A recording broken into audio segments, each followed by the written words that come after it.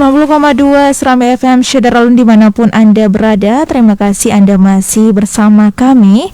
Seperti yang telah kami sampaikan tadi bahwa saat sekarang ini kita sudah dalam program KBS Samara Keluarga Sakinah Mawaddah Warohmah, yang merupakan kerjasama Radio Serambi FM dengan Sahabat Wanita dan Anak atau SUA.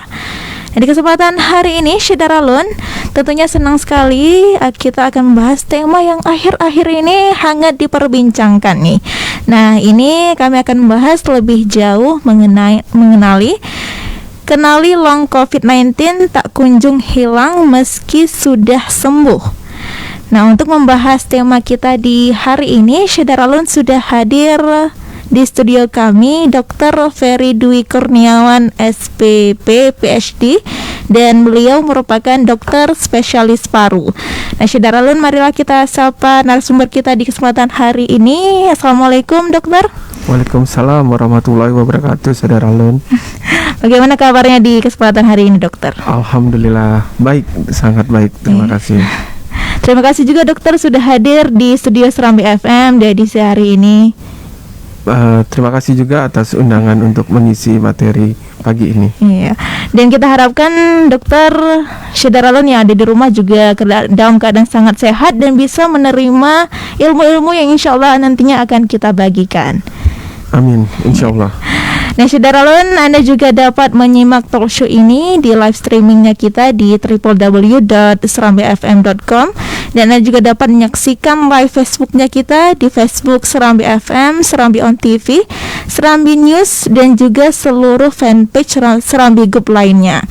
Dan Anda juga dapat berpartisipasi melalui telepon dan juga WhatsApp di 0811 68 90 20, serta Anda juga bisa berkomentar Syederalun di live Facebooknya kami, dan insya Allah bila itu berupa pertanyaan, nanti kita akan menjawab bersama-sama dengan dokter di sini. Dan juga Syederalun, siaran ini juga dapat Anda dengarkan di Radio Vina Vira 101,1 FM Hoksmawe. Dan tanpa berlama-lama lagi Syederalun, marilah kita mulai perbincangan di hari ini, tentunya mengenai tema kita hari ini, kenali long COVID-19 tak kunjung hilang meski sudah sembuh. Ini gimana dok? Tak kunjung hilang tapi sudah sembuh, ini gimana maksudnya ini? Oke. Memang dalam sejak pandemik ini dimulai gitu ya, dan kasus-kasus di Aceh ini cukup meningkat, apalagi yang gelombang kedua, banyak pasien-pasien yang sudah sembuh dari COVID tapi masih mengalami batuk, sakit kepala, sesak, sulit tidur. Nah, inilah yang kita namakan sebagai long COVID. Jadi begitu katakanlah tanggal 1 Oktober misalnya ya, 1 Oktober pasien A ya ini terkena COVID, kemudian 2 minggu dirawat di rumah sakit ataupun misalnya menjalani isoman. Nah, waktu itu gejalanya mungkin yang ibu atau bapak ini batuk atau sesak gitu ya. Kemudian setelah beliau menjalani isoman 2 minggu dan kita periksa ternyata sudah negatif. Nah, di akhir bulan ternyata masih mengalami sakit kepala. Nah, itu masih bisa kita katakan pasca akut dari COVID. Jadi COVID-nya sudah selesai tapi masih fase akut. Tapi ada juga banyak pasien yang sampai 3 bulan itu masih merasakan sakit kepala, sulit tidur, nyeri otot gitu, badan gak enak, pegal-pegal. Nah, ini sudah masuk kita namakan sebagai long COVID yang 3 bulan gitu. Jadi batasannya sih untuk yang akut itu bisa 1 sampai 3 bulan ya setelah dia terinfeksi. Jadi misalnya 1 Oktober, nah itu sampai Desember tuh masih ada tuh gejala-gejala sisa. Tapi kalau misalnya sampai tadi 1 Oktober dia positif, kemudian ternyata Januari, Februari dia masih sakit kepala, pegal-pegal, nah itu udah termasuk long COVID. Oh, Yang gitu. kronik gitu. Dan itu biasanya dokter berapa lama dia akan mengalami long COVID ini? Apa emang sampai seterusnya atau gimana? Jadi semua ini berkaitan dengan masing-masing orang itu berbeda-beda. Yang pertama misalnya umur, ya, umur semakin tua tentunya semakin banyak ataupun semakin berat gejala yang diderita. Kemudian yang kedua jenis kelamin, biasanya perempuan yang lebih banyak. Ketiga, derajat beratnya dia sakit. Tentunya pasien yang isoman dengan pasien yang dirawat di rumah sakit dengan gejala berat atau gejala kritis tentunya akan lebih banyak kita jumpai gejala-gejala sisanya tadi pada pasien yang derajat berat. Kemudian pasien-pasien yang punya penyakit penyerta yang lain, misalnya dia sudah ada stroke, sudah ada sakit jantung, atau darah tinggi, itu bisa jadi keluhan-keluhannya lebih hebat dan lebih lama dan akan terus-menerus kita jumpai. Nah, dokter tadi sempat menyinggung bahwasanya perempuan. Kenapa harus perempuan yang lebih banyak terkena long COVID ini? Ya, memang dari studi epidemiologi memang perempuan banyak dijumpai. Banyak sih faktornya, salah satunya hormonal, apalagi setelah usia 40. Memang dasar kenapa berbeda masih belum kita ketahui ya. Tapi banyak faktor tadi, hormonal, kemudian fungsi parunya juga kalau memang dia berkaitan dengan fungsi paru, dan kemudian juga dengan penyakit penyerta. Jadi bukan serta-merta hanya perempuan saja, enggak, tapi lebih ke beberapa faktor yang saling mendukung. Gitu. Seperti itu. Nah, kembali lagi ke pertanyaan yang tadi, itu sebenarnya berapa lama bisanya, Dok? Ada yang misalkan ada yang 6 bulan terus dia sembuh atau gimana? Jadi gini, kita pakai patokan sih 3 bulan. Jadi misalnya tadi 1 Oktober pasien isoman, ya, pasti itu akan ada gejala sisa. Mungkin waktu November atau Desember dia masih sakit kepala, masih sulit tidur, itu masih bisa kita atasi pasca akut. Tapi kalau misalnya sampai 3 bulan ya, berarti kan setelah Januari dia masih gejalanya masih menetap, ya itu sudah kita tentukan ini long COVID. Jadi batasnya itu memang 3 bulan.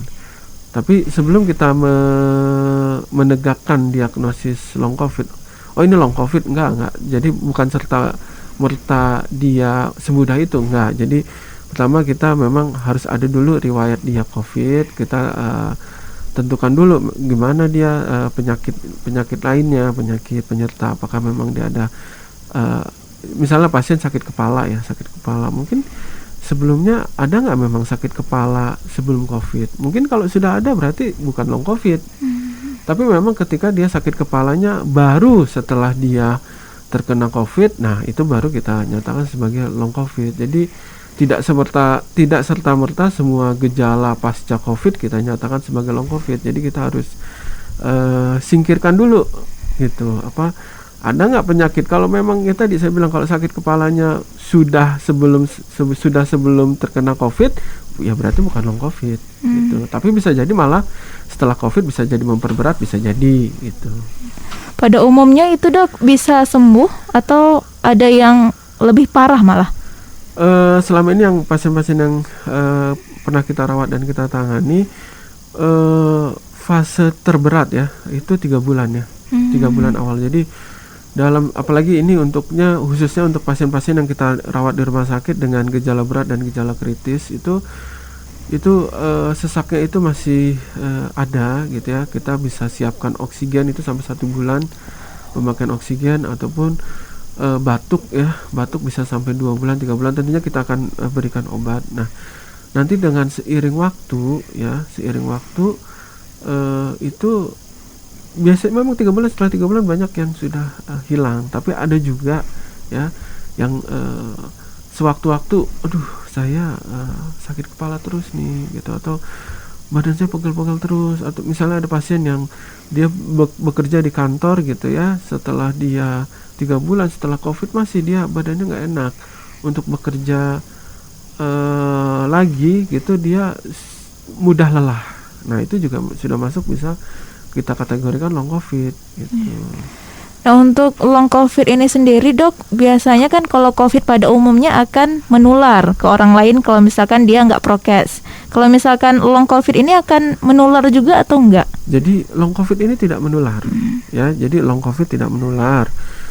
Jadi dia terkena pada orang yang pernah terkena infeksi COVID. Nah, ini saya asumsikan gini deh, ini secara kasar aja ya, ketika ada infeksi COVID masuk ke dalam tubuh, itu terjadi peradangan hebat ya. Ibaratnya gini, ibarat kasarnya ya, ada tsunami gitu ya, itu kan tsunami berat itu. Nah nanti setelah tsunami usai, itu kan banyak sampah-sampah, banyak sampah-sampah, dan itu butuh waktu dong untuk membersihkan sampah-sampah tersebut. Nah demikian juga di dalam tubuh. Ketika dia terkena COVID, masuk boom gitu, 2 minggu itu peradangan hebat di paru, seluruh parunya itu meradang. Dan gak cuma parunya, pembuluh-pembuluh darah yang kecil itu juga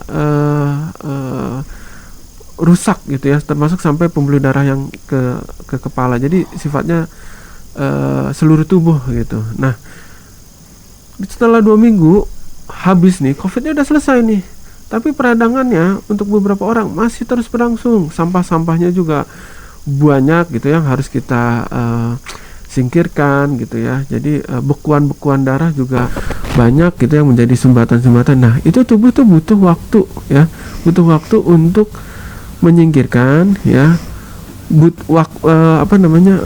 Tubuh juga butuh waktu untuk menyembuhkan diri sendiri gitu. Jadi nah batas waktunya kapan tubuh bisa sampai seperti itu? 3 bulan.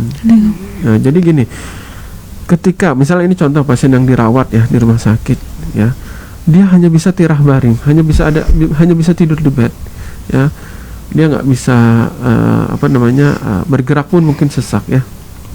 Nah dari stres itu sendiri juga menimbulkan gangguan tidur ya, dia tidak terpajan sinar matahari. Jadi dalam tubuh ini ada irama jam alamiah gitu ya dalam tubuh kita.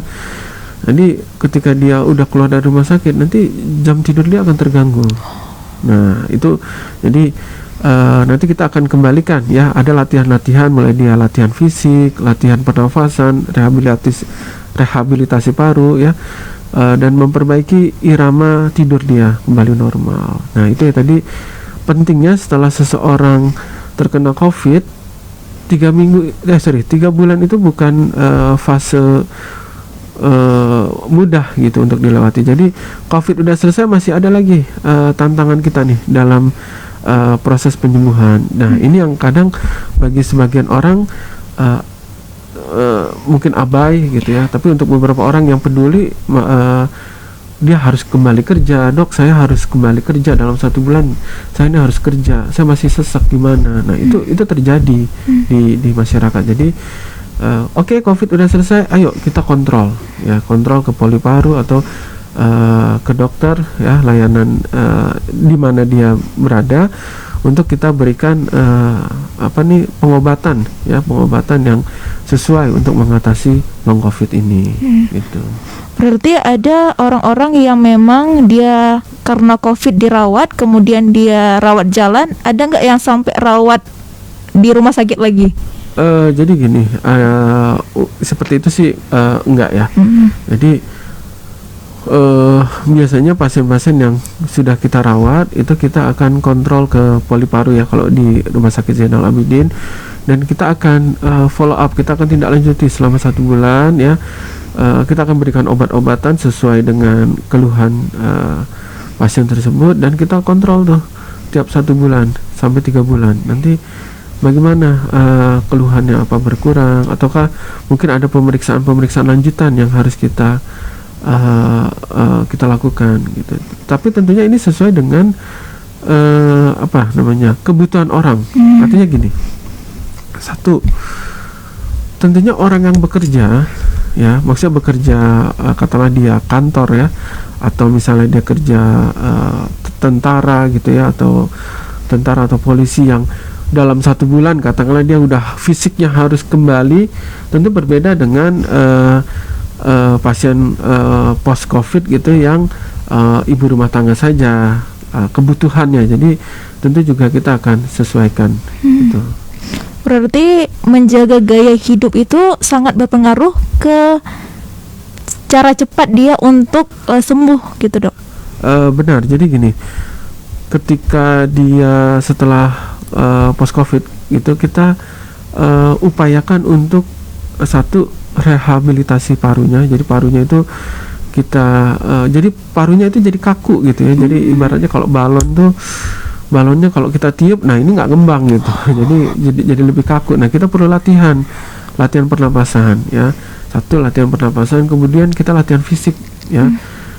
Kita jalan, kita biasanya uji jalan berapa meter dia sanggup dalam 6 menit gitu. Tentunya tadi saya bilang bahwa kalau orang pensiunan sama orang yang aktif bekerja, tentu targetnya kita akan berbeda gitu. Jadi orang yang aktif bekerja, dia mau nggak mau nggak bisa sakit lama-lama kan, cuti lama-lama gitu. Jadi kita pasang target untuk bisa kembali latihan fisik, dia kembali normal gitu.